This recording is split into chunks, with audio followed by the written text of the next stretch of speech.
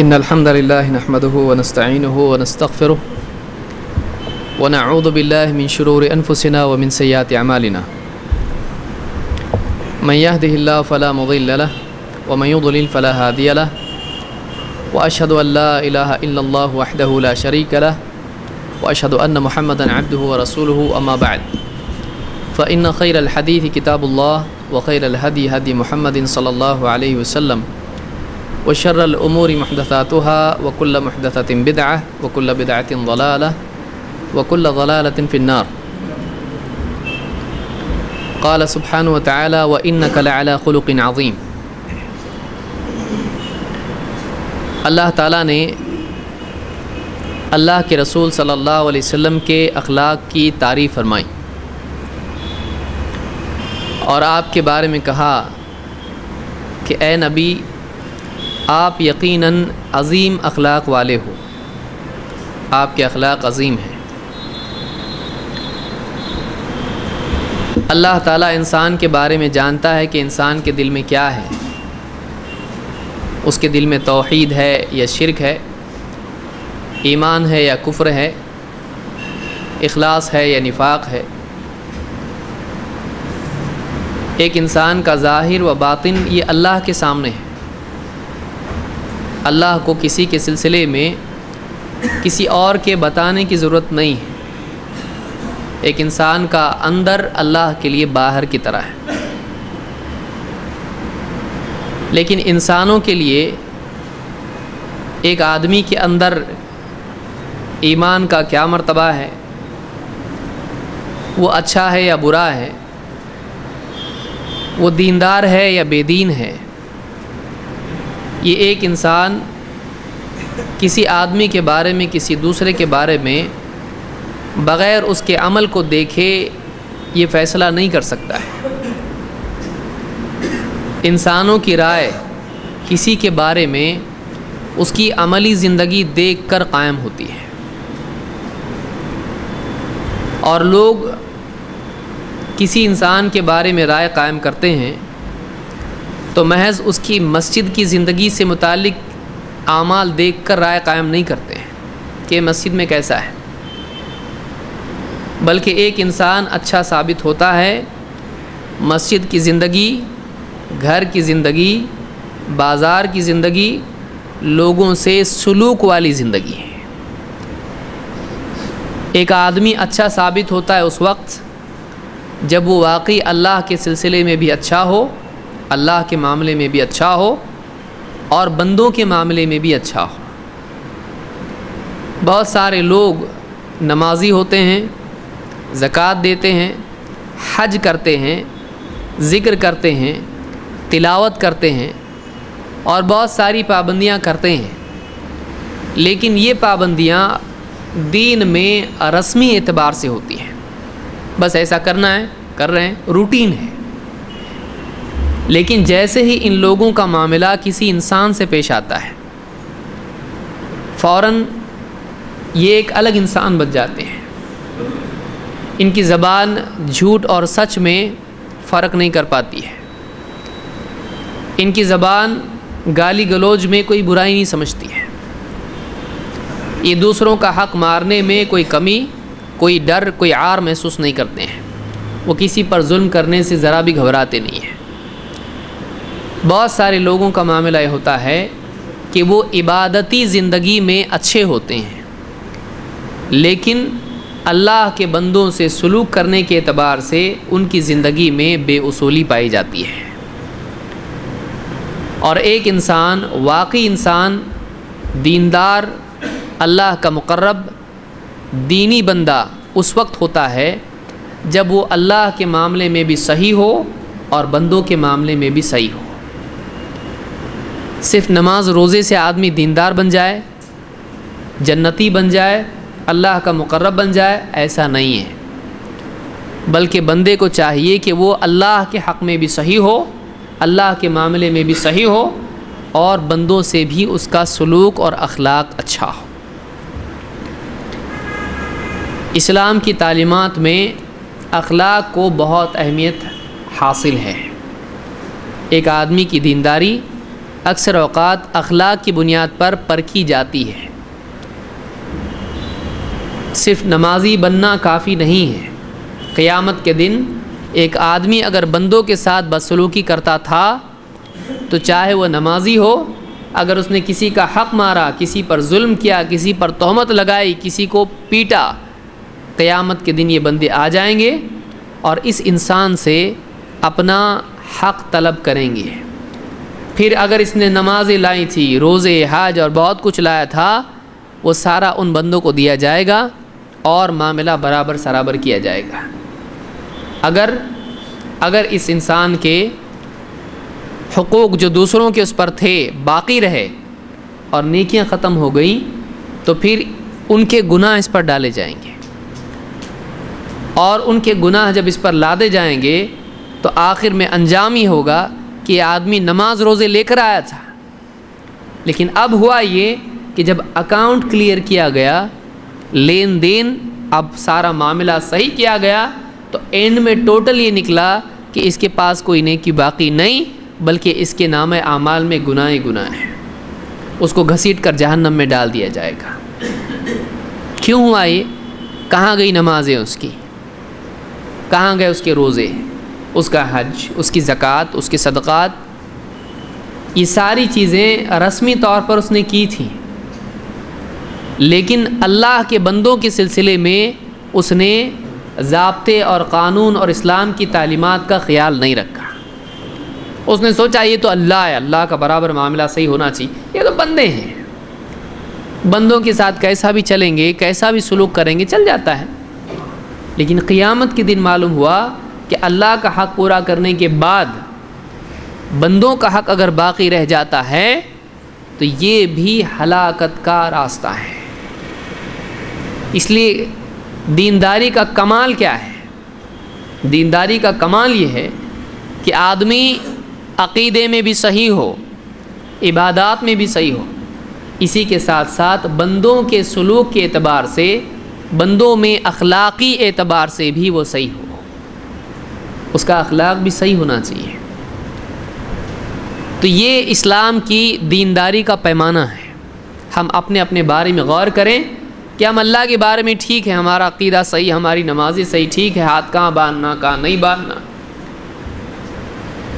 اور عقیدے میں کیا ماننا کیا نہیں ماننا، یہ تو سب صحیح ہو گیا۔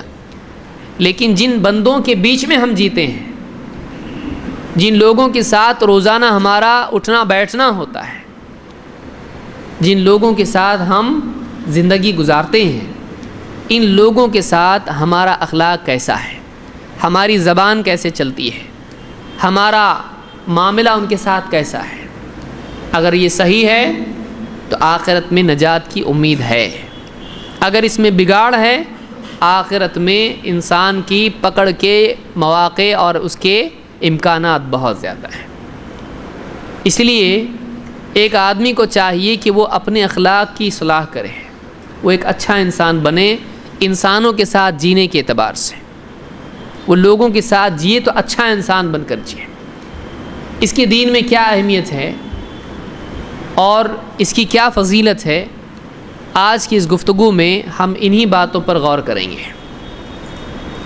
یہاں سوال یہ ہے کہ اخلاق انسان کی جبلت میں ہے یا کسبی ہے؟ کیا مطلب؟ پیدائشی طور پر آدمی میں اخلاق ہوتے ہیں یا پھر ایک آدمی اخلاق اپنے اندر پیدا کرتا ہے؟ دونوں میں فرق ہے۔ اخلاق کیا ہے؟ جیسے مثلا صبر ہے، حیا ہے، بہادری ہے، اور ظلم نہ کرنا، عدل کرنا۔ اسی طرح سے ایک انسان کا دوسروں سے سلوک میں نرمی اختیار کرنا، کسی کا سخت ہونا، کسی پر غصہ غالب ہونا، کسی کے اندر برداشت ہونا، حلم ہونا، کسی کے اندر عقل مندی ہونا، حکمت ہونا، کسی کے اندر بھولاپن ہونا، یہ سارے انسانی اوصاف ہیں۔ تو سوال یہ ہے کہ یہ جو اخلاقی اوصاف ہیں، یہ جو انسانی اوصاف ہیں، انسان کو پیدائشی طور پر ملتے ہیں یا آدمی اپنے اندر یہ چیزیں پیدا کرتا ہے؟ یہ کوشش سے حاصل ہوتا ہے یا انسان کو اللہ کی طرف سے پیدائشی طور پر ملتا ہے؟ اس کا جواب کیا ہے؟ آئیے ہم دیکھتے ہیں کہ اس کا جواب کیا ہے۔ اشج العصری کہتے ہیں، یہ صحابی ہیں، انہ اتی النبی صلی اللہ علیہ وسلم فی رفقۃ من عبد القیس لیزورہ فاقبلوہ، کہ کہتے ہیں کہ وہ اللہ کے نبی صلی اللہ علیہ وسلم کے پاس آئے اور ان کے ساتھ عبد القیس کے قبیلے کے کچھ لوگ ساتھ میں تھے، وہ اللہ کے نبی صلی اللہ علیہ وسلم کی خدمت میں حاضر ہوئے۔ فلما قدموا، جب وہ آئے، رفع لهم النبی صلی اللہ علیہ وسلم فاناخوا رکابهم، اللہ کے نبی صلی اللہ علیہ وسلم نے اپنے گھر کا پردہ ان کے لیے ہٹایا یا آپ ان کے لیے تشریف لائے۔ فاقبلوا فاناخوا رکابهم، تو انہوں نے اپنی رکابیں، یعنی وہ گھوڑے سے یا اونٹ سے اس سے اترے اور انہوں نے اپنے جانوروں کو چھوڑ دیا، بٹھایا اپنی سواریوں کو۔ اور فابتدر القوم ولم يلبسوا الا ثياب سفرهم، لوگ جلدی جلدی جو بھی سفر سے آئے تھے انہوں نے اپنے کپڑے بھی نہیں بدلے، سفر کے جو کپڑے تھے انہی کپڑوں میں جلدی کر کے اللہ کے نبی صلی اللہ علیہ وسلم کے پاس پہنچے۔ وأقام العصری فعقل رکائب اصحابہ وبعیرہ، عصری رضی اللہ تعالیٰ عنہ الاشج العصری، انہوں نے کیا کیا؟ انہوں نے جلدی نہیں کی، انہوں نے وہ اترے اور اپنے ساتھیوں کی اور اپنی سواری ان کو کھونٹے سے باندھا، اور ثم اخرج ثیابہ من عیبتہ وذلک بعین رسول اللہ صلی اللہ علیہ وسلم، انہوں نے ساتھ میں جو کپڑے لے گئے تھے ان میں سے اچھا سا لباس اپنا نکالا، اور اللہ کے نبی صلی اللہ علیہ وسلم سب کو دیکھ رہے تھے، یہ آپ کے سامنے ہی ہو رہا تھا۔ انہوں نے اچھا سا کپڑا نکالا، اپنے جانور کو باندھا، پھر ڈریس ایک لیا اپنا، اس کو پہنا، اور پہن کر ثم اقبل الی النبی صلی اللہ علیہ وسلم فسلم علیہ، ساری چیزوں سے فارغ ہوئے اور پھر اللہ کے نبی صلی اللہ علیہ وسلم کی خدمت میں حاضر ہوئے اور آپ کو سلام کیا۔ فقال له النبی صلی اللہ علیہ وسلم، اللہ کے نبی صلی اللہ علیہ وسلم نے ان سے کہا، ان فیک لخصلتین یحبہم اللہ ورسولہ، تمہارے اندر دو صفتیں ہیں، دو خصلتیں ہیں جنہیں اللہ بھی پسند کرتا ہے اور اللہ کا رسول بھی پسند کرتا ہے۔ تمہارے اندر دو کوالٹیز ہیں، ان دو صفات کو اللہ اور اس کا رسول دونوں پسند کرتے ہیں، دونوں کو وہ صفات محبوب ہیں۔ قال ما ہما، میں نے پوچھا اللہ کے رسول وہ دو چیزیں کیا ہیں؟ قال الانات والحلم، الانات آدمی کا ڈسپلن سے کسی چیز کو کرنا، جلدی جلدی کچھ نہیں کرنا، اڑپ جھڑپ کچھ کر لیا ایسا نہیں، بلکہ آدمی ایک دم درجہ بدرجہ ٹھہر ٹھہر کر جس چیز کو جس طرح سے کرنا چاہیے اسی طرح سے وہ کام کرے، آرام سے سکون سے کام کرے، جس چیز کو جتنا وقت دینا چاہیے اتنا وقت دے کر کام کرے، اس کو کیا کہتے ہیں؟ الانات۔ اور دوسری الحلم، حلم بردباری، صبر و برداشت، نرمی، جہالت کو برداشت کرنے کا نام حلم ہے، کہ ایک آدمی کے ساتھ میں کوئی برا سلوک کرے لیکن پھر بھی وہ اپنے آپے سے باہر نہ ہو، اس کا ٹیمپر بگڑے نہیں، وہ کیا کرے؟ برداشت سے کام لے، اپنے آپ کو روک کے رکھے اور اس کی جہالت کے بدلے میں اپنی نرمی کو کھوئے نہیں، اس کو کیا کہتے ہیں؟ الحلم۔ تو آپ نے کہا تمہارے اندر دو خصلتیں ہیں جو اللہ کو بہت پسند ہیں، معلوم ہوا کہ دو صفات اللہ کو بہت پسند ہیں، ایک برابر آدمی کا وقت پر سکون کے ساتھ کام کرنا، اور دوسرا آدمی کا جہالت کو برداشت کر لینا، اس کے جواب میں جوابی طور پر جہالت نہیں کرنا، جاہل کے بدلے جاہل ایسا نہیں، بلکہ اپنے آپ کو اصول پر باقی رکھنا۔ تو یہ دو صفات ہیں جو اللہ کو بہت پسند ہیں۔ قال شیء جبلت علیہ او شیء اتخلقہ، انہوں نے کہا اللہ کے رسول یہ جو صفات میرے اندر ہیں کیا مجھے اللہ نے ان صفات کے ساتھ پیدا کیا ہے یا یہ صفات میں نے کوشش سے اپنے اندر پیدا کی ہے؟ یعنی اللہ کی دی ہوئی ہیں یا میری کوشش کا نتیجہ ہے؟ یہ اللہ کی عطا ہے یا میرا عمل ہے؟ کیا ہے؟ سوال کیا پوچھ رہے ہیں؟ یعنی پیدائشی طور پر یہ میرے اندر ہے، اللہ نے مجھ کو دیا ہے، یا میں نے عمل کیا ہے، میرے اندر میں نے کوشش سے مجاہدہ کر کے صفات پیدا کی ہے؟ کیا ہے؟ قال لا بل جبلت علیہ، نہیں بلکہ اللہ نے تیرے اندر یہ صفات پیدا کی ہے، اللہ نے تجھ کو ان صفات کے ساتھ پیدا کیا ہے، تجھ کو اس پر صفات پر اللہ نے ڈالا ہے۔ قال الحمدللہ، صحابی نے کیا کہا؟ الحمدللہ، شکر کے طور پر تمام تعریف اللہ کے لیے ہے۔ یہ ابن حبان کی روایت ہے، اور امام البخاری نے الادب المفرد میں روایت نقل کی یہی، اس میں انہوں نے کہا الحمدللہ الذی جبلنی علی خلقین احبہم اللہ، کہ تمام تعریف اس اللہ کے لیے ہے جس نے مجھ کو ایسی دو صفات پر پیدا کیا جو اللہ کو بہت پسند ہیں۔ اس حدیث سے ایک بہت بڑی بات معلوم ہوتی ہے، وہ یہ کہ بعض صفات ایسی ہوتی ہیں جو پیدائشی طور پر انسان میں ہوتی ہے۔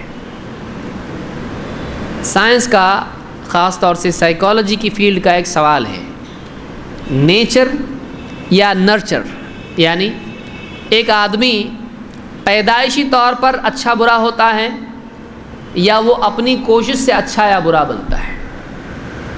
اسلام میں ایک بات یہ ہم کو دی گئی ہے کہ پیدائشی طور پر بھی آدمی میں صفات ہوتی ہیں، اللہ کی طرف سے بھی انسان کو صفات ملتی ہے۔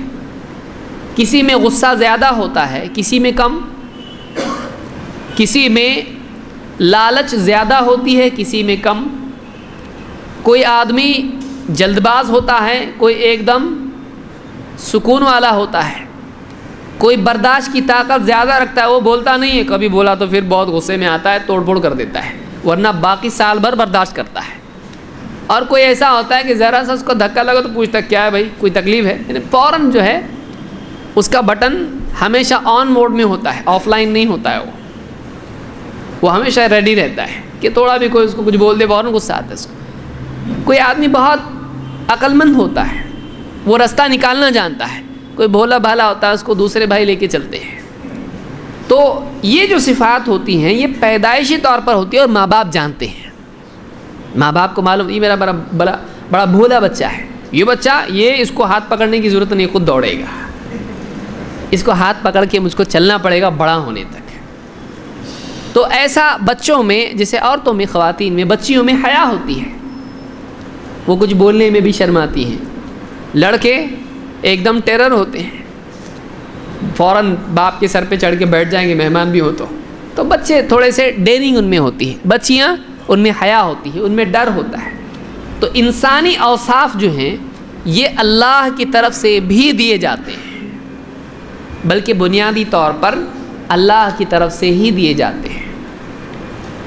اسی لیے اس حدیث میں ہم کو ملتا ہے کہ صحابی نے پوچھا کہ اللہ کے رسول، یہ اللہ نے میرے اندر پیدا کیا یا میں نے کوشش کر کے یہ صفات حاصل کی ہے؟ آپ نے کہا نہیں، اللہ نے یہ چیزیں تجھ میں پیدا کی ہیں۔ دوسری بات، کیا پھر یعنی سارے اخلاق، یعنی بد اخلاق کوئی ہے تو خوش ہو جائے گا، چلو اللہ نے ایسا بنایا آپ نے کو، جسے تقدیر کی بات آئی تھی، تو کوئی آدمی کہا بھائی میں برا ہوں، کیوں برا ہوں؟ اللہ نے مجھ کو ایسا پیدا کیا ہے۔ کیا ایسا ہے؟ نہیں، اللہ تعالیٰ نے انسان کو بعض صفات کے ساتھ پیدا کیا تاکہ انسان اپنی اچھی صفات جو پیدائشی طور پر اس کو ملی ہیں ان میں ترقی دے کر ان کو اور اچھا بنائے، اور جو کمیاں اس کے اندر ہیں، شہوتیں اس کے اندر ہے، غصہ اس کے اندر ہے، اس کے اندر ضد ہے، اس کے اندر اور بھی بہت ساری چیزیں ہیں، تو یہ صفات جو دین کے اعتبار سے دین میں رکاوٹ ہیں، جنت کی طرف رکاوٹ ہیں، حق کی طرف بڑھنے میں رکاوٹ ہیں، بندوں سے سلوک کرنے کے اعتبار سے نقصان ان کو پہنچانے والی ہیں، ایسی صفات کو کنٹرول میں لانے کی کوشش کریں. را صفات ہم کو ملی ہے. نفس ہم کو جنگلی ملا ہے. نفس کیسا ہے؟ جنگلی جانور کی طرح ہے. گھوڑا ہے مثلا، اب جنگل سے آپ گھوڑا پکڑ کے لائے، آپ بیٹھے بہت خوشی خوشی دولہا بن کے اس پہ، کیا کرے گا؟ وہ اٹھا کے پھینکے گا آپ کو، بیٹھنے نہیں دے گا اس. لیکن وہ گھوڑا ہی ہے، وہ سواری کے لائق ہے، لیکن ابھی اس کو بنانا ہے ویسا. ابھی اس کو بنانا ہے ویسا. کیا کریں گے اس کو؟ ارے یہ تو بیٹھنے نہیں دیتا پیٹھ پہ، چھوڑ دو اس کو جنگل میں واپس. نہیں، سارے گھوڑے ایسے ہوتے ہیں، بہت کم ایسے ہوتے ہیں جو کسی کو سوار ہونے دیتے ہیں. تو اب اس کو کیا کرنا پڑے گا؟ اس کو بھوکا رکھنا پڑے گا، اس کو ٹرین کرنا پڑے گا، اس کو چابک استعمال کرنا پڑے گا، اس کو کھلانا پڑے گا، اس کو بھوکا بھی رکھنا پڑے گا، اس کو ٹرین کرنا پڑے گا. ہوتے ہوتے ہوتے وہ ایسا ہوگا کہ اس پر سواری کر سکتے ہیں، چاہے وہ گھوڑا ہو، اونٹ ہو، یا آپ دیکھیں جنگلی جانور ہوتے ہیں سرکس کے، کیسا ہاتھی اسٹول پہ کھڑا ہوا، ایک آدمی نہیں کھڑا ہو پاتا ہے. کیسا ہوا یہ؟ اس کو ٹرین، اس کے جنگلی پن اس کا نکالنا پڑتا ہے. اسی لیے اللہ نے کیا فرمایا؟ قد افلح من زکاہا وقد خاب من دساہا. کامیاب ہو گیا وہ جس نے اپنے نفس کو پاک کیا گندگیوں سے، اس کو تربیت دی، اعلیٰ بنایا. اور ناکام و نامراد ہو گیا وہ جس نے اپنے نفس کو مٹی میں ملا دیا. دساہا، دفن کر کے اس پہ مٹی ڈال دینا، اس کو خراب کر دینا، برباد کرنا.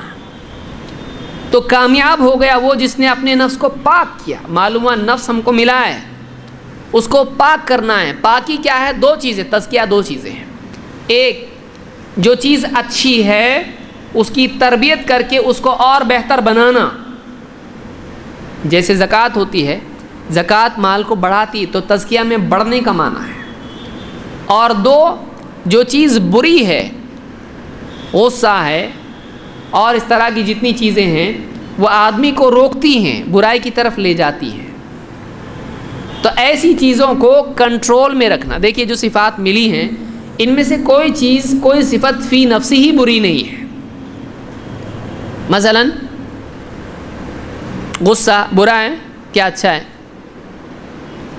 کوئی آدمی اس کا ایک مطلق جواب نہیں دے سکتا اچھا یا برا. مثلا اللہ کی شریعت گھر میں توڑی جا رہی ہے، بچہ نماز نہیں پڑھ رہا ہے، بیوی پردہ نہیں کر رہی ہے، گھر میں ناچ گانا ہو رہا ہے، فضول خرچی حرام چیزوں میں شوہر نے پیسہ دیا بیوی کو خرچ کرنے کے لیے، اس نے حرام چیز میں خرچ کر دیا، غلط چیزوں میں خرچ کر دیا. گھر کے اندر بے دینی ہے. اب اس آدمی کو کبھی غصہ نہیں آتا، بہت یہ ابو صبر ہے، ایک دم ٹھنڈا، برف پہ بیٹھا ہے اور سر پہ بھی برف لے کے بیٹھا ہے، کچھ نہیں ہوتا، جو جیسا ہے ویسا اچھا ہے. صحیح ہے. یہ اس کو کیا کہیں گے؟ کہیں گے بے غیرت ہے. اس کو غیرت نہیں ہے، اس کو غصہ آنا چاہیے. کیوں؟ اللہ کی شریعت ٹوٹے، اللہ کے دین کی بے قدری ہو، آدمی کو برا لگنا چاہیے. اللہ نے غصہ اس لیے دیا ہے انسان کو، اللہ نے غصہ دیا. اسی لیے اللہ کے رسول صلی اللہ علیہ وسلم گئے، دروازے پر دیکھا گھر کے اندر تصویر ہے، گھر میں گئے نہیں، غصہ ہو گئے. عائشہ ڈر گئی، کیا ہوا؟ ماذا اذنبت یا رسول اللہ، اللہ کے رسول میرے سے کیا غلطی ہو گئی؟ آپ نے کہا یہ تصویر تکیہ کیسا آئی ہے؟ اور آپ نے کہا جس گھر میں تصویریں ہوں، جس گھر میں تصویریں ہوں اس میں فرشتے نہیں آتے ہیں، اور قیامت کے دن عذاب دیا جائے گا تصویر بنانے والوں کو. تو اس سے معلوم ہوا کہ غصہ آنا چاہیے. اسی لیے علماء نے ریاض الصالحین وغیرہ آپ دیکھیں، علماء نے باب قائم کیا کہ اللہ کی شریعت کو پامال کیا جا رہا ہے تو غصہ ہونا، اس پر ناراضگی ہونا چاہیے، آدمی میں غیرت ہونا چاہیے، غصہ آنا چاہیے. اللہ کو غصہ آتا ہے بندہ اگر گناہ کرتا ہے تو. غیر المغضوب علیہم ولا الضالین کیا ہے؟ تو غصہ برا نہیں ہے. ہاں لیکن اگر کسی کو کوئی بتائے بھائی آپ کی نماز میں یہ غلطی ہوئی تو غصہ آ جائے اس کے اندر. آپ نے 4 نہیں آپ نے 5 رکعتیں پڑھ دیں، اب غصہ ہے، تم کون ہوتے مجھ کو سکھانے والے، اپنی نماز پڑھو سیدھا باہر نکلو۔ تو اب کیا ہوا، یہ غلط چیز پر اس کو غصہ آیا، اس کو اپنے نفس کی وجہ سے غصہ آیا۔ تو غصہ فی نفس ہی برا نہیں ہے، غلط بات پر غصہ ہونا صحیح ہے، لیکن صحیح بات پر غصہ ہونا غلط ہے، یاد رہے گا۔ غلط بات پر غصہ آنا صحیح ہے اور صحیح بات پر غصہ آنا غلط ہے۔ اسی طرح سے خواہش کا ہونا، اگر انسان کو کھانے کی خواہش نہ ہو، کھا رہا ہی نہیں ہے تو مر جائے گا، بیمار پڑ جائے گا، لاغر ہو جائے گا۔ اگر آدمی کو نکاح کی خواہش نہ ہو تو سارا دنیا کا نظام رک جائے گا، ایک نسل کے بعد اگلی نسل آئے گی نہیں، لوگ شادی نہیں کریں گے، نکاح نہیں کریں گے، اولاد ہی نہیں ہوگی، تو آپ بتائیے سارے انسان کیا ہو جائیں گے، ختم۔ ایک انسان کو روپے پیسے کی اگر لالچ نہ ہو تو کوئی آدمی تجارت نہیں کرے گا، اپنے گھر پر سب بیٹھے رہیں گے، مجھ کو پیسے چاہیے ہی نہیں تو پھر کام پہ جاؤں کیوں، ساری دنیا ٹھپ۔ نہ بجلی والا کوئی رہے گا بجلی کے لیے، نہ پانی کے لیے کوئی رہے گا، نہ گاڑی کا ڈرائیور آپ کو ملے گا، پوری دنیا کا نظام رک جائے گا۔ دنیا کے نظام چلنے کے لیے انسان میں لالچ ہونا بھی ضروری ہے، خواہش ہونا ضروری ہے، غصہ ہونا ضروری ہے، اور یہ ساری چیزیں ہونا ضروری ہیں۔ لیکن جب ان کی حد پار ہو جاتی ہے تو بگاڑ شروع ہوتا ہے۔ سمجھ میں آ رہی بات؟ جب لالچ کی حد پار ہو جاتی ہے، شریعت نے جو لکیر بنائی ہے اس لکیر کو کراس آدمی کر لیتا ہے تو کیا ہوتا ہے، پھر آدمی خیانت کرتا ہے، چوری کرتا ہے، غبن کرتا ہے، دوسروں کا مال ہڑپتا ہے، یتیم کا مال، بیوہ کا مال، اس کا مال ہڑپتا ہے، پھر تجارت میں جھوٹ بول کے ڈنڈی مارتا ہے، تجارت میں چیزوں میں ملاوٹ کرتا ہے۔ یہ کب ہوتا ہے؟ جب لالچ آدمی کے سر پر سوار ہو جاتی ہے۔ غصہ جب آدمی پر سوار ہو جاتا ہے، وہ یہ نہیں دیکھتا ہے صحیح کون ہے غلط کون ہے، وہ غصہ کسی پہ بھی نکالتا ہے۔ مثلا آفس میں باس نے بہت ڈانٹ دیا، ٹینشن لے کے گھر پہ آیا، بچے آپس میں کھیل رہے ہیں، کہا شور مت کرو۔ اب وہ بچے ہیں، وہ آہستہ سے کبھی آپس میں کھیلیں گے، ایک دم چپ چاپ کھیل رہے بچے، اتنے بھولے بھالے، یہ تھا خود ایسا بچپن میں نہیں تھا، بچے ہیں وہ۔ اب اس نے کیا کیا، ایک بار بولا، 2 بار بولا، نہیں سن رہے بچے، بچے بچے ہیں، اس کا دوسرا تو کوئی کمرہ نہیں، ایک ہی کمرہ بنا کے رکھا ہے اس کے لیے، بچوں کے لیے۔ اب بچوں کو دیکھا، غصہ آیا، جو دھلائی کی بات نہیں مانتے ماں باپ کی، دن دن دن دن ان کو بالکل بے تحاشا مارنا شروع کیا۔ بیوی نے کہا ایسا کیا کر رہے ہو، کیا کیا ان لوگوں نے؟ بیوی کو بھی ایک تماچا لگا دیا، ہاتھ میں سے چائے کی پیالی لے کے پھوڑ دی دیوار پہ، نکل جاؤ یہاں سے، کیا تم لوگوں نے پریشان کر رکھا ہے، تنگ آ گیا ہوں تم لوگوں سے، طلاق طلاق طلاق۔ ارے کیا ہو گیا ان کو؟ پھر سر پکڑ کے بیٹھا، مولوی صاحب کو فون، حلالہ کا کوئی چانس ہے کیا؟ غصہ فی نفس ہی برا نہیں ہے، لیکن جہاں غصہ ہونا چاہیے وہاں ٹھیک ہے۔ تو ایک آدمی حد پار کر دیا، اس نے حد پار کر دیا، عالم صاحب کے پاس گئے، عالم صاحب یہ مسئلہ کیسا ہے؟ ایسا ہے، دلیل؟ اچھا دلیل پوچھتا ہے، نکل جائے یہاں سے باہر، غصہ ہے اس کو۔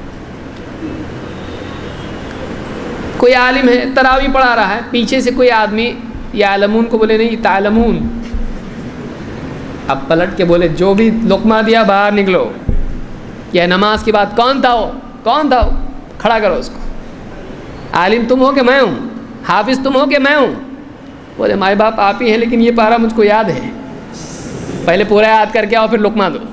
غصہ ہو گیا اس کو، اس کی انا پہ چوٹ پہنچی، یہ صحیح نہیں ہے۔ تو لالچ ہے، غصہ ہے، اس طرح سے جتنے اوصاف انسان میں ہوتے ہیں وہ فی نفس ہی برے نہیں ہیں۔ شریعت نے کیا کیا ہے کہ ایک آدمی ان اوصاف کو قتل نہ کرے، ان کو کیا کرے، ان کو مہذب بنائے، اس کو یاد رکھیے۔ نفس کا آپ کو بتائیے قرآن میں یا سنت میں اللہ سبحانہ و تعالیٰ نے یا اللہ کے رسول صلی اللہ علیہ وسلم نے کیا کسی حدیث میں ہم کو یا کسی آیت میں کہا ہے کہ کامیاب ہو گیا وہ جس نے اپنے نفس کو قتل کر ڈالا. ہے ایسا؟ نفس کو قتل کرنا یہ جائز ہی نہیں ہے. نفس کو پابند کرنے کا حکم ہے, نفس کی تربیت کا حکم ہے. دیکھیے کتنا پیارا دین ہے. دوسرے دینوں میں یہ ایک بہت اہم موضوع, اس لیے چونکہ بات نکل گئی اس لیے بتا رہا ہوں میں, یہ تو چلتا رہے گا اپنا. دوسرے دینوں میں آپ دیکھیے لوگوں نے کیا کیا, نکاح, عورت کی شہوت اوپر والے تک پہنچنے میں رکاوٹ ہے, یہ اس کو باندھ کے رکھتی نیچے, اس کے پر کاٹ دیتا ہے نکاح. تو کیا کرو, نکاح کو ہی کینچی, نکاح نہیں. تجارت, عبادت میں رکاوٹ ہے, پوجا پاٹ میں رکاوٹ ہے, تو دھیان گیان میں رکاوٹ ہے, اسی کو کٹ کر دو, تجارت چھوڑ دو. تو دنیا کی خواہش, نفس کی خواہش, ان ساری چیزوں کو ایک دم قتل کر دینا, ان سے رشتہ توڑ دینا. اگر سب کے دماغ میں, اگر سب کے دل میں یہ بات آ جائے تو ان کو لا کے چڑھاوا کون دے گا؟ کیونکہ کوئی کھیتی کیا نہیں تو کچھ اگا ہی نہیں. تو جیسے آپ دھیان گیان کر رہے ہیں ہم بھی کر رہے ہیں, تو سب کے سب اگر آزو بازو بیٹھ کے کرنا شروع کر دیے تو ایک دوسرے کے پاس دیکھیں اس کے پاس کچھ کھانے کو ہے کیا, کیونکہ میں تو دھیان گیان میں ہوں. کیسا نظام چلے گا؟ تو اللہ نے انسان میں یہ صفات رکھی ہیں اور انسان کو اس بات کا مکلف کیا ہے کہ ان صفات میں سے اچھی صفات کو پروان چڑھائے, اور جو اس کو ایسی صفات ملی ہیں جو اس کے اندر برائی پیدا کر سکتی ہیں ان کو کیا کرے, ان کو مہذب بنائے. بچہ پیدا ہوتا ہے بغیر کپڑوں کے پیدا ہوتا ہے, اور ایکسٹرا سکن کے ساتھ پیدا ہوتا ہے, ایکسٹرا بالوں کے ساتھ پیدا ہوتا ہے کہ نہیں ہے؟ اب کیا کیا جاتا ہے اس کو, اب کپڑے نہیں ہیں تو کیا کرتے ہیں, اس کو کپڑے میں لپیٹ دیتے ہیں, اس کو کپڑے پہناتے ہیں, اور سر کے بال کیا کرتے ہیں, مونڈ دیتے ہیں, اور ختنہ کر دیتے ہیں. تو جو زائد ہے جس کے ساتھ اللہ نے پیدا کیا اس کو کیا کرنا ہے, اس کو شریعت کے تابع ہو کر کنٹرول میں کرنا ہے. اس کی وہ حد جو شریعت نے بتائی ہے ویسا اس کو رکھنا ہے, اور جو اس کے پاس نہیں ہے, کم ہے, اس کو وہ دینا ہے. یہ ہم کو اس کا مکلف اللہ نے بنایا. سادہ اس کو سمجھیے آپ, کپڑے نہیں ہیں پہناؤ, اور سر کے بال مونڈ دو اور ختنہ کر دو اس کی, یہ شریعت نے. اسی طرح سے آدمی جب پیدا ہوتا ہے تو یہ جسمانی اعتبار سے ہوا, خلق کے اعتبار سے ہوا, خلق کے اعتبار سے بھی اس کے اندر کسی میں غصہ اللہ نے زیادہ پیدا کیا ہے, لیکن اس کے اندر لگام بھی دی ہے. اس کے اندر گاڑی میں ایکسلریٹر بھی ہے اور بریک بھی ہے, چلانا کس کو ہے, اس کو. اب وہ نہیں بول سکتا میں نے ایکسلریٹر دبایا گڑھے میں گر گئی, میرا کیا قصور, کمپنی کا قصور ہے. کمپنی نے بنایا کیوں, اور چاک گول کیوں بنایا, چوکون بناتی تو رکتی گاڑی, تو چوکون بنا تو چلتی ہی نہیں, رکتی کب. تو اب کوئی آدمی بولے گا کمپنی نے اس میں اگر ایکسلریٹر بنایا ہے تو کمپنی نے بریک بھی تو بنایا ہے. تیرا کام تھا کہ تو جہاں گاڑی بھگانا ہے وہاں بھگائے, اور جہاں گاڑی روکنا ہے وہاں بریک لگائے. اللہ نے انسان کو یہ اوصاف دینے کے بعد اختیار بھی دیا ہے, اس کو یاد رکھیے. کیا آپ کو اختیار ہے کہ نہیں ہے؟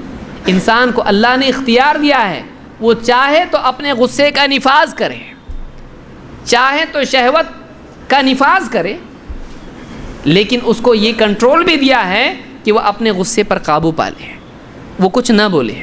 اس کو یہ اختیار بھی دیا ہے کہ وہ خواہش ہونے کے باوجود اپنی خواہش کو روکے. یہ جو کنٹرول ہے اس کا بندہ مکلف ہے. کوئی آدمی بولتا میرے کو کنٹرول نہیں ہوتا, اچھا اتنا بھولا بھالا. بیوی کے معاملے میں کنٹرول نہیں ہوتا, جو چاہے بولتا ہے.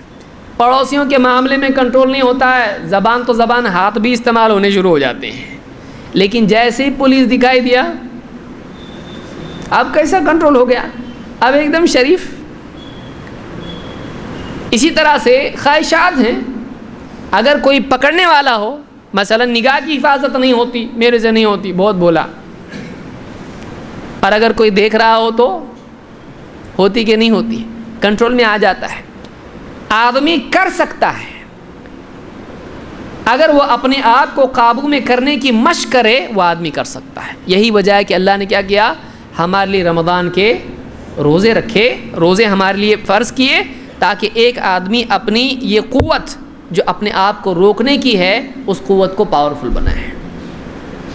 تو ایک بات یہ معلوم ہوئی، یہ میں اس لیے بیان کر رہا ہوں کیونکہ کوئی یہ نہ کہنے لگے کہ پھر جیسے ہم پیدا ہوئے ہیں وہ اللہ نے پیدا کیا تو پھر چلو اچھا ہے، ابھی ہمارا کیا قصور ہے، اللہ نے جیسا پیدا کیا ویسے ہم ہیں. لیکن اللہ نے انسان کو صفات دی، اور اللہ نے انسان کو ان کے پروان چڑھانے کی استعداد دی، اور ان صفات کو کنٹرول کرنے کی صلاحیت بھی کس نے دی ہے، اللہ نے دی ہے. اسی لیے اللہ نے ہم کو اخلاق کا مکلف بھی کیا ہے. ہم کو حکم ہے کہ اچھے اخلاق سے رہو. کوئی نہیں بول سکتا مجھ کو بہت غصہ آتا ہے، میں بد اخلاق ہوں تو اللہ نے ایسا پیدا کیا. نہیں، اللہ نے اس کو کنٹرول دیا ہے. اللہ نے حکم دیا ہے کہ تو اچھے اخلاق والا بن کے جی. اللہ کے نبی صلی اللہ علیہ وسلم فرماتے ہیں، اتق اللہ حیث ما کنت، تو جہاں کہیں ہو اللہ سے ڈرتا رہ. وَأَتْبِعِ السَّيِّئَةَ الْحَسَنَةَ تَمْحُوهَا، اور تجھ سے برائی ہو جائے اس کے بعد بھلائی کر لے، یہ بھلائی اس برائی کو مٹا دے گی. وَخَالِقِ النَّاسَ بِخُلُقٍ حَسَنٍ، اور لوگوں کے ساتھ اچھے اخلاق سے پیش آ، لوگوں کے ساتھ اچھے اخلاق سے پیش آ. اس حدیث کو امام الترمذی نے روایت کیا ہے، اور بہت جامع حدیثوں میں سے ایک حدیث ہے یہ. آئیے دیکھتے ہیں تینوں جملوں کا کیا مطلب ہے. پہلا جملہ، اصل الاصول دین میں سدھرنے کے لیے پہلی چیز کیا ہونا چاہیے؟ اللہ کے معاملے میں اور بندوں کے معاملے میں صحیح ہونے کے لیے سب سے بنیادی چیز کیا ہے جو آدمی کو برائیوں سے، ظلم سے، شہوت سے، غلط کاموں سے اور گناہوں سے روکتی ہے؟ وہ سب سے بڑی چیز کیا ہے جو اس کے لیے ہے؟ اتق اللہ حیث ما کنت، تو جہاں کہیں ہو اللہ سے ڈرتا رہے. اگر ذہن آدمی کا، دل آدمی کا اللہ سے جڑا ہو تو آدمی کے لیے کنٹرول بہت آسان ہو جاتا ہے. پھر اللہ کے حکم بھی صحیح ہوتے ہیں اور بندوں کے حقوق بھی صحیح طور سے ہوتے ہیں.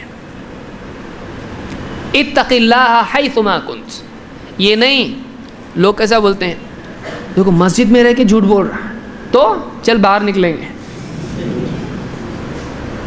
صحیح بول رہا ہوں، میں اللہ کے گھر میں ہوں، اس کا مطلب باہر ہوتا تو جھوٹ بولتا تھا. اللہ کے گھر میں ورنہ تجھ کو بتاتا، یعنی کیا مطلب ہے؟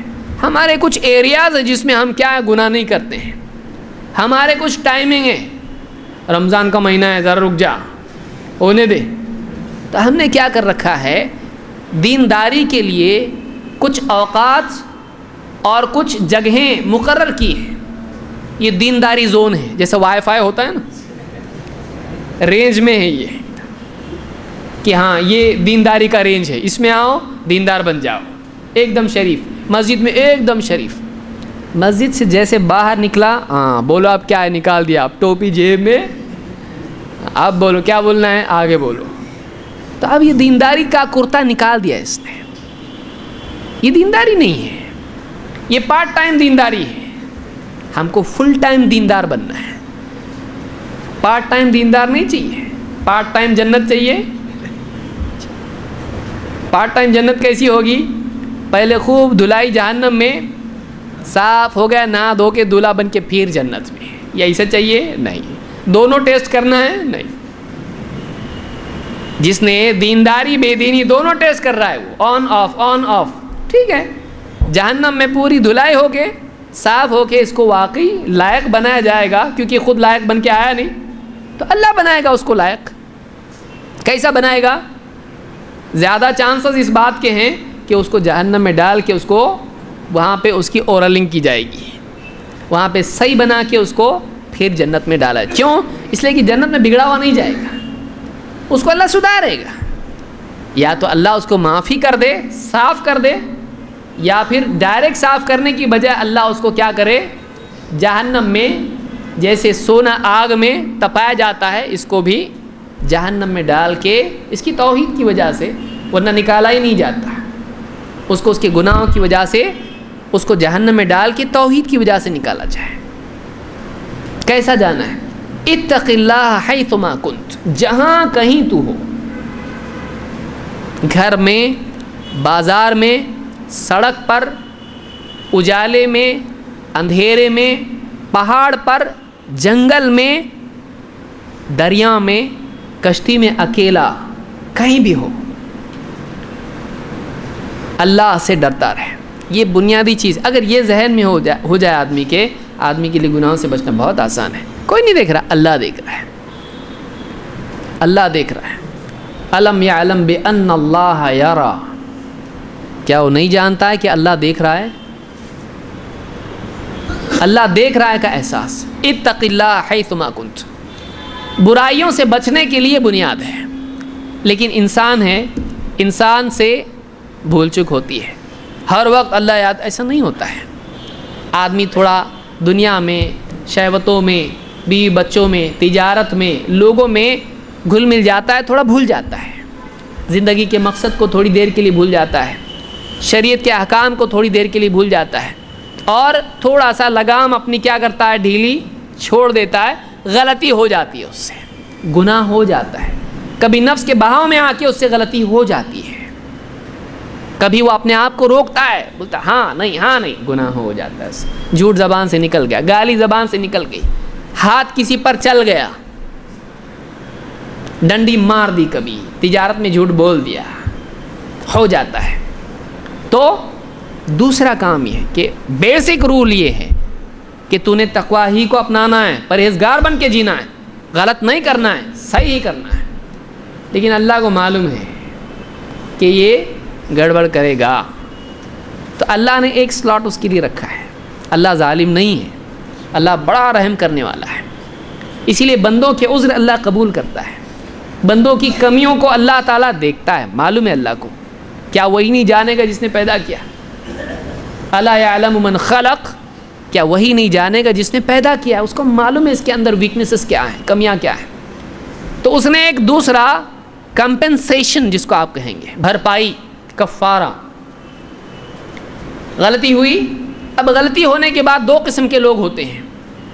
ایک وہ آدمی ہوتا ہے جس کو غلطی کا احساس نہیں ہوتا ہے, وہ غلطی کرنا چاہتا تھا, کیا اس نے, تو کیا غلط کیا میں نے, ایسے لوگ بھی ہوتے ہیں. لیکن ایک آدمی وہ ہوتا ہے جو غلطی نہیں کرنا چاہتا تھا, لیکن اس کی گاڑی کا بریک تھوڑا کمزور تھا, اس کی گاڑی کا بریک کمزور تھا.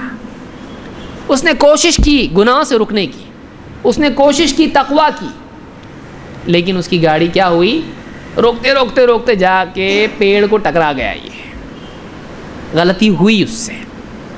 جس آدمی کے اندر گناہ کا پختہ ارادہ نہیں ہو, ہانا میں گناہ ہو گیا اس کا, وہ اللہ کی بغاوت کا جذبہ اپنے اندر نہیں رکھتا تھا, اللہ کے حکم توڑنا ہے یہ نیت اس کی نہیں تھی, وہ شہوت کے اور جذبات کے بہاؤ میں آ کے اس سے گناہ ہو گیا.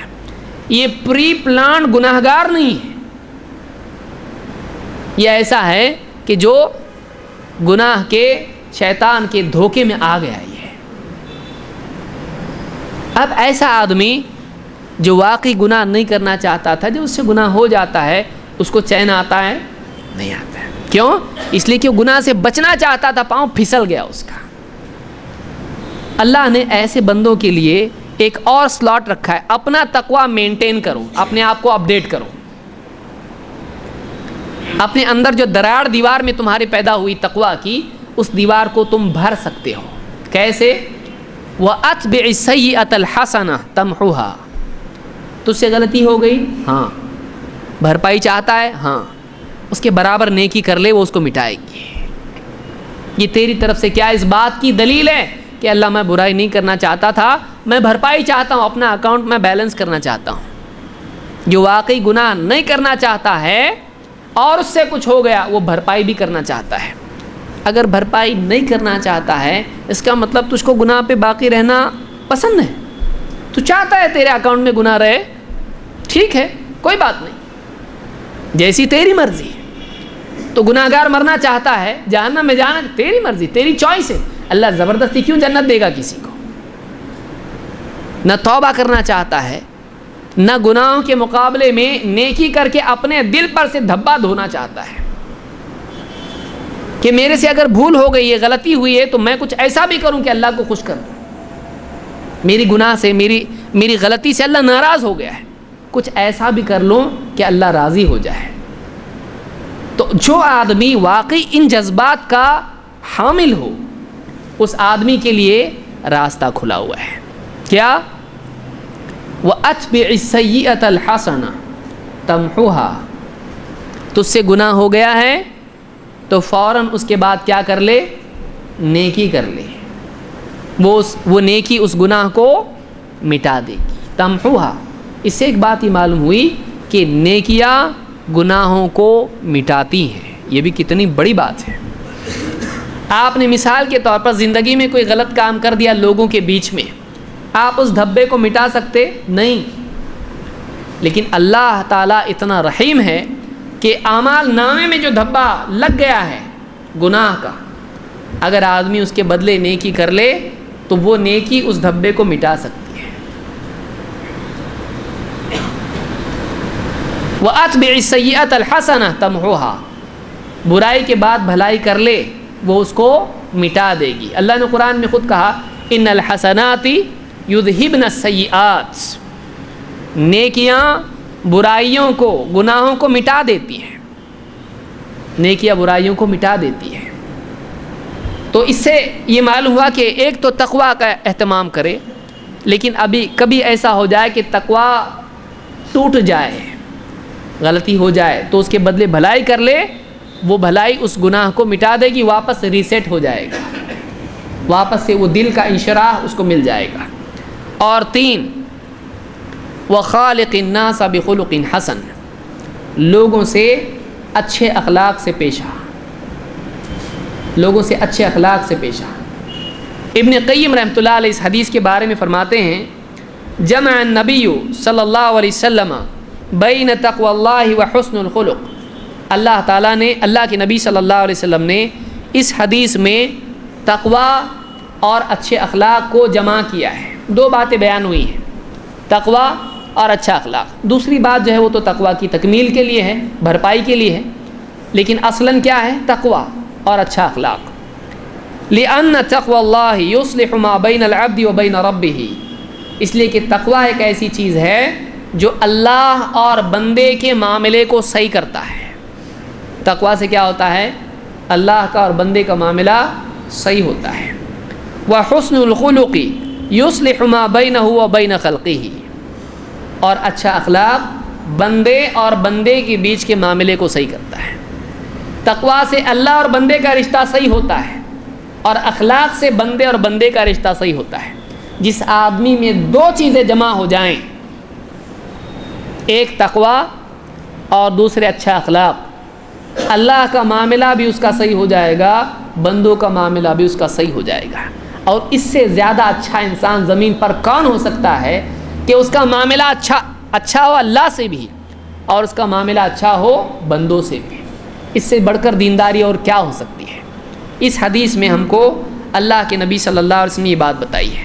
تو کہتے ہیں فَتَقْوَى اللَّهِ تُوجِبُ لَهُ مَحَبَّةَ اللَّهِ وَحُسْنُ الْخُلُقِ يَدْعُو إِلَى مَحَبَّتِهِ، کہتے ہیں کہ الفوائد میں انہوں نے کہا ہے، کہتے ہیں کہ تقوی اللہ کی محبت حاصل کرنے کا ذریعہ ہے، اور اچھے اخلاق سے بندوں کی محبت بھی انسان کو حاصل ہو جاتی ہے۔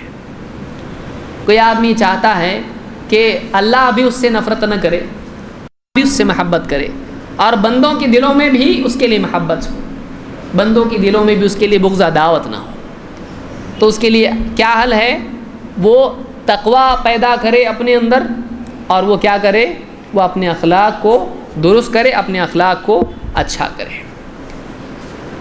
مزید یہ کہ اس سے ایک بات یہ معلوم ہوئی کہ اخلاق اللہ کے دیے ہوئے بھی ہوتے ہیں، 2 آدمی کو اپنے اندر پیدا بھی کرنا چاہیے، اسی لیے حکم ہو رہا ہے کہ لوگوں سے اچھے سلوک کر، اچھے اخلاق سے پیش آئے. جو آدمی کے بس میں نہ ہو اس کو اللہ اس کا مکلف نہیں کرے گا. لا یکلف اللہ نفسا الا وسعها. اللہ کسی کو اس بات کا مکلف نہیں کرتا ہے جو اس کی طاقت سے باہر ہو. تو معلوم ہے اخلاق اس کے کنٹرول میں ہے، تبھی کہا جا رہا ہے کہ لوگوں سے اچھے اخلاق سے پیش آئے. اور تیسری چیز یہ کہ اخلاق میں مل جانے کے بعد بھی ترقی ہوتی ہے، اصلاح ہوتی ہے. اللہ سے آدمی اخلاق کو مانگے، اللہ تعالیٰ انسان کے اخلاق کو اچھا بھی کرتا ہے. اللہ کے نبی صلی اللہ علیہ وسلم خود اللہ سے اچھے اخلاق کی دعا کرتے تھے. کیسے؟ ایک دعا اللہ کے نبی صلی اللہ علیہ وسلم کی ہے. عائشہ رضی اللہ عنہ فرماتی ہیں کان رسول اللہ صلی اللہ علیہ وسلم یقول اللہم احسنت خلقی فاحسن خلقی. بہت پیاری دعا ہے. اللہ کے رسول صلی اللہ علیہ وسلم، یہ مسند احمد کی روایت ہے اور بعض دوسری کتابوں میں بھی حدیث موجود ہے، اور شیخ الالبانی نے اسے ترغیب میں اس کو صحیح کہا ہے. کیا دعا ہے؟ حضرت عائشہ فرماتی ہیں کہ اللہ کے رسول صلی اللہ علیہ وسلم یہ دعا کرتے تھے اللہم احسنت خلقی فاحسن خلقی. اے اللہ تو نے میرے جسم کو صحیح سالم بنایا، اچھا بنایا، تو میرے اخلاق کو بھی اچھا کر. اے اللہ تو نے میرے ڈھانچے کو، ظاہری ڈھانچے کو اچھا بنایا، اے اللہ تو میرے باطنی اخلاق کو بھی اچھا کر دے. تو اس حدیث سے معلوم ہوا کہ ایک آدمی کو اچھے اخلاق کے لیے اللہ سے بھی دعا کرنا چاہیے کہ اے اللہ میرے اخلاق کو درست فرما. اور ایک دعا اللہ کے نبی صلی اللہ علیہ وسلم کے اخلاق کے سلسلے میں کیا ہے؟ آپ کی ایک لمبی دعا ہے، اس کا ایک ٹکڑا ہے. آپ دعا کرتے تھے واہدنی، یہ تہجد میں آپ جب ابتدا میں نماز پڑھتے تھے تو تہجد میں آپ یہ دعا کرتے تھے واہدنی لأحسن الاخلاق لا یہدی لأحسنها الا انت. اے اللہ بہترین اخلاق کی ہدایت مجھ کو دے، مجھے بہترین اخلاق کی طرف رہبری عطا فرما. لا یہدی لأحسنها الا انت. اے اللہ تیرے سوا اچھے اخلاق کی ہدایت کوئی نہیں دے سکتا ہے. واصرف عنی سیئها. اے اللہ برے اخلاق سے مجھ کو دور کر دے. واصرف عنی سیئها. اے اللہ مجھ سے برے اخلاق کو دور کر دے. لا یصرف عنی سیئها الا انت. اے اللہ مجھ سے برے اخلاق کو تیرے سوا کوئی دور نہیں کر سکتا ہے. تو اس سے یہ صحیح مسلم میں روایت موجود ہے کہ اچھے اخلاق کی اللہ سے دعا کرنا چاہیے اور برے اخلاق سے اللہ کی پناہ مانگنا چاہیے. دیکھیے قرآن میں اللہ نے خود کیا کہا، فَبِمَا رَحْمَةٍ مِّنَ اللَّهِ لِنْتَ لَهُمْ. اے نبی یہ آپ کے رب کی رحمت ہے کہ آپ لوگوں کے لیے نرم بنا دیے گئے ہو. کس نے بنایا؟ اللہ نے بنایا. وَلَوْ كُنْتَ فَضًّا غَلِيظَ الْقَلْبِ لَانفَضُّوا مِنْ حَوْلِكَ. اے نبی اگر آپ سخت زبان یا سخت دل ہوتے ہیں، فضًا غلیظ القلب، سخت زبان سخت مزاج یا سخت دل ہوتے تو لوگ آپ کے پاس سے نکل بھاگتے، آپ کے پاس کوئی ٹھہرتا بھی نہیں. آپ کی نرمی کی وجہ سے آپ کے قریب لوگ ہیں. تو یہ آپ کے رب کی رحمت ہے کہ اس نے آپ کو لوگوں کے لیے کیا بنایا ہے؟ نرم بنایا ہے. تو اس سے معلوم ہوا کہ ایک تو اخلاق وہ ہیں جو پیدائشی ملتے ہیں، دوسرے وہ اخلاق ہیں جو آدمی حاصل کرتا ہے، اور تیسرے یہ ہے کہ آدمی ان میں اللہ سے دعا کر کے ترقی کرتا ہے. تو یہ ہم کو کرنا چاہیے. اخلاق کے اعتبار سے بہانہ نہیں بنا چاہیے. اللہ نے جیسا بنایا ویسے ہم ہیں، ٹھیک ہے. تو اللہ تعالیٰ نے جیسا بنایا ہے اس میں ہم کو زمین دی ہے اور کہا کہ آپ کھیتی کرو. اس میں ہم کو کھیتی کرنا ہے، کانٹے نکالنا ہے اور اس میں اچھی فصل بونا ہے تو کھانے کو ملے گا. اگر کھانا ہے تو، نہیں کھانا ہے بھوکا بیٹھنا ہے، جیسے ہے ویسے ہی رہو. تو ایک آدمی کو اگر جنت چاہیے تو اس کو چاہیے کہ وہ اپنے آپ کو ایک بہتر انسان بنائے. اور یہ انسان کو اللہ نے صلاحیت دی ہے کہ وہ اپنے آپ کو، بگڑے سے بگڑا ہوا انسان بھی اپنے آپ کو اچھا بنا سکتا ہے. یہ کتنی عجیب چیز ہے، آپ بتائیے. عجیب چیز ہے ایک دم کہ بگڑا سے بگڑا ہوا انسان بھی اگر پکا ارادہ کر لے اپنے کو کرنے کا تو وہ آدمی اچھا بن سکتا ہے۔ اس سے بڑی کرامت اور کیا ہو سکتی ہے؟ اس سے بڑی کرامت ہو سکتی؟ کرامت ہے یہ کہ ایک آدمی بگڑا ہوا ہے، وہ اللہ سے توفیق مانگے، پکی نیت کرے اور اپنے آپ کو ایک اچھا انسان بنائے۔ یعنی ایک جہنمی کو جنتی بنانا کتنی بڑی بات ہے۔ ایک جہنمی کو جنت، ایک آدمی اپنے آپ پر کوشش کرے۔ کوئی جانور ایسا نہیں ہے، انسان کر سکتا ہے یہ۔ شہد کی مکھی جیسا چھتا بنا رہی ویسے ہی بنائے گی، مکھیاں جو کر رہی وہی کریں گی، چڑیا جو کرے گی وہی کرے گی، مچھلی جو کر رہی وہی کرے گی، اونٹ، گائے، بیل، بھینس، گدھا جیسا ہے ویسا ہی رہیں گی۔ گدھا کوئی سریلی آواز میں کچھ پڑھ کے سنائے گا نظم آپ کو، جو اس سے چلاتا ویسے ہی چلائے گا۔ یہ جو مخلوقات ہیں ان کو جیسا اللہ نے بنایا ویسے ہی رہیں گی، چینج نہیں۔ انسان کو اللہ نے ایسا بنایا ہے کہ وہ اگر اس کے اندر برائی ہے وہ اپنے آپ کو اچھا انسان بنا سکتا ہے۔ اسی لیے اللہ نے کیا فرمایا؟ قد افلح من زکاہا وقد خاب من دساہا۔ کامیاب ہو گیا وہ جس نے اپنے نفس کو برائیوں سے پاک کیا، اور ناکام ہو گیا وہ جس نے اپنے نفس کو مٹی میں ملا دیا، برباد کر دیا، خراب کر دیا۔ اللہ تعالی ہم کو سمجھ عطا فرمائیں اور اخلاقی اعتبار سے ترقی کرنے کی توفیق عطا فرمائیں۔ مزید اچھے اخلاق کی کیا فضیلت قرآن و سنت میں آئی ہے انشاءاللہ اس کو ہم اگلے درس میں دیکھیں گے۔ اقول قولی ھذا واستغفر اللہ لی ولکم۔